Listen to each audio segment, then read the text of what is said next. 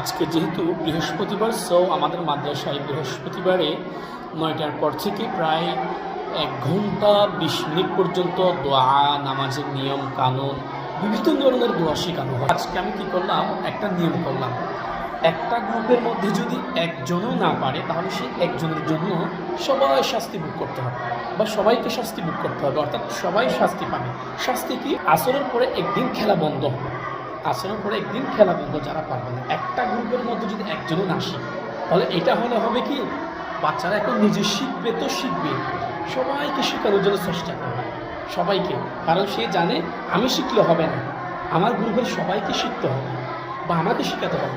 আপনারা একটু দেখুন, আমি গ্রুপে ভাগ করে দিয়েছি। তো এখন হচ্ছে তাশাহুদ শিখতেছে, এর আগে শিখে ফেলছে হচ্ছে আপনার 2 সিজদার মাঝখানে যে দোয়াটি পড়তে হয়। এখন শিখতেছে তাশাহুদের অর্ধেক করলাম। তো আপনারা একটু দেখুন, কি চমৎকার দৃশ্যটা, কিন্তু মাশাআল্লাহ সাধারণ।